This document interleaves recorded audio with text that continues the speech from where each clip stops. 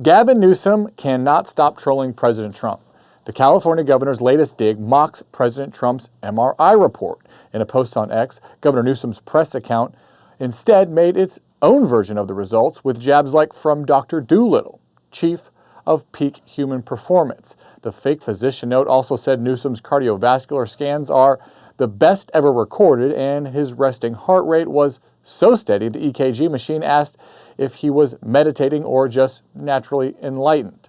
It's just the latest jab at the president from Newsom's camp, as Newsom is increasingly seen as the Democratic 2028 presidential frontrunner. Here to discuss, Sarakshi Ride the Hill's deputy managing editor. Hey, Sarakshi. So Newsom's post has already got over 1 million views. Does it seem like his strategy of kind of mimicking Trump's style on social media is actually working? Well, it seems like Gavin Newsom's winning the attention war, right? His new media strategy that he launched about 3 months ago, where he took humorous digs at the president and kind of mimicked the Trump administration and the president's style of posting on social media, where they call out, perceived grievances and really go after the people making some of these statements against them. And so Gavin Newsom has very clearly captured the attention of a lot of followers, who had basically been a little detached from the Democratic Party since Donald Trump won the election last year, and has once again reignited the fact that he is potentially a frontrunner. So, if for all intents and purposes, 1 million views is not a small thing on X, and his strategy seems to be that he is sort of getting under the White House and the president's skin, because essentially that he's using the tried and tested model that the White House has basically been implementing for so long, and turned it around and is now using it against them. And it seems to be having an audience and seems to be resonating with some of the people as well, Drew. It seems like many Democrats enjoy having Gavin Newsom make fun of the president here, but if he does actually decide to get into a presidential race and is involved in a Democratic primary, do you think there's going to be any potential roadblocks to him shoring up support among the Democratic base and really galvanizing the Democratic Party in a way that he would need to win what it would surely be a competitive primary? And it's all gearing up to be a very competitive primary. We know there are a couple of frontrunners in the race. We know, that Governor Pritzker, Governor Whitmer, Gavin Newsom, they're all kind of in the running. Josh Shapiro, Governor of Pennsylvania, is also kind of seen as a potential for the Democrats in the 2028 election. Now, what we do know is that right now, Newsom is winning this attention war, like I mentioned earlier before.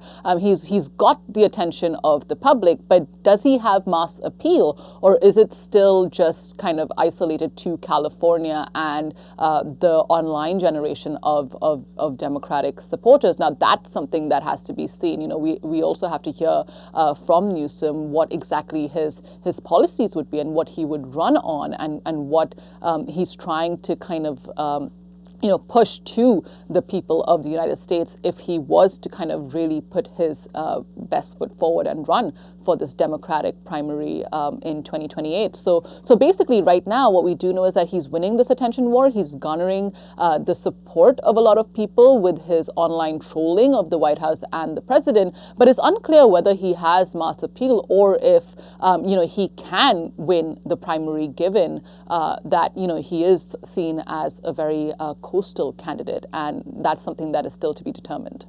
Yeah, in response to Newsom, Republicans in the Trump administration have often focused on Newsom's response to those devastating wildfires that razed 13,000 homes across Southern California. Could his handling of those wildfires and the response to it impact his potential presidential run?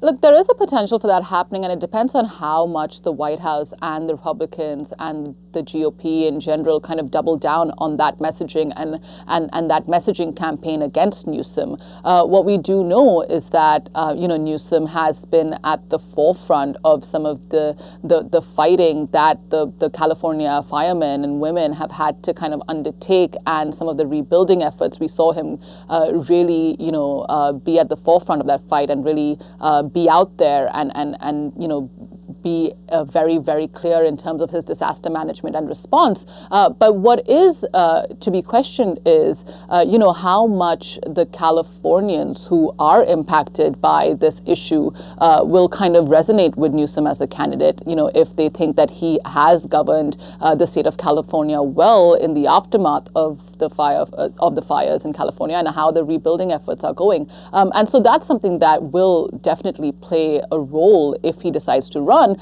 But Newsom, for all intents and purposes, has a great media and PR team behind him. And so far, none of what the White House or the Republicans have tried to hit him with has landed because they've been able to circumnavigate that quite well, Drew.